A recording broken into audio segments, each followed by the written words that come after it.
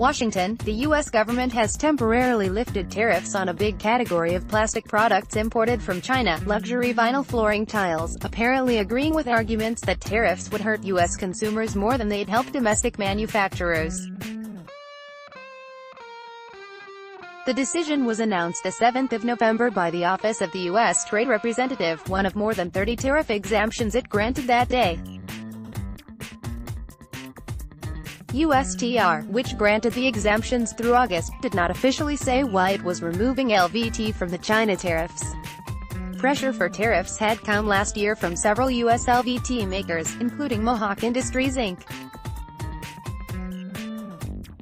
and Congolium Corp., who argued in government hearings that 25% duties on Chinese LVT would boost American manufacturing. A Mohawk executive said imports from Asia, mostly from China, made up 55 to 70% of the U.S. LVT market. He told the August 2018 hearing that China exported $1.7 billion worth of LVT to the United States in 2017. But importers and others contended that tariffs would depress demand and raise prices for U.S. consumers. An industry coalition opposed to the tariffs suggested in a 12 November statement that it got the tariffs lifted because it demonstrated that LVT was not produced in adequate quantities in the United States or anywhere else outside of China, meaning that tariffs would hurt U.S. consumers.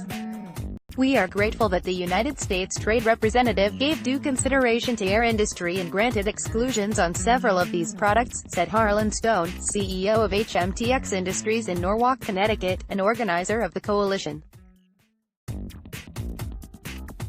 Over 150 companies came together, many of which are competitors, to demonstrate the unique value of these products to the overall health of the flooring industry and the construction economy as a whole.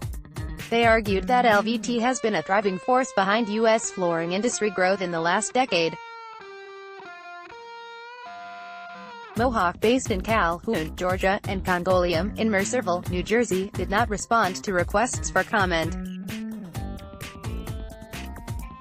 At the hearing last year, Mohawk said with tariffs, jobs and investment would unequivocally increase in the U.S. LVT manufacturing sector.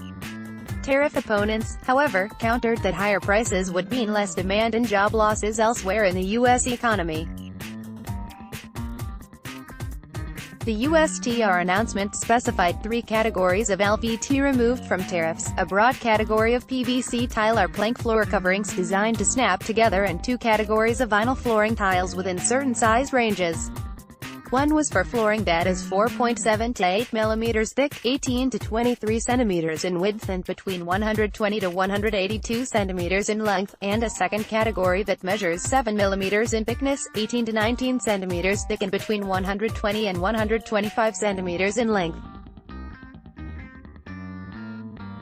The exemptions are granted retroactively to September 24, 2018, when the tariffs first went in place, and will last until August 7, 2020.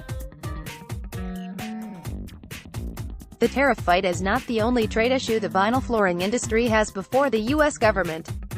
The U.S. International Trade Commission in May announced it was beginning an investigation of patent infringement claims in the vinyl flooring sector, in a case initiated by Mohawk against more than 40 industry competitors, including many from China.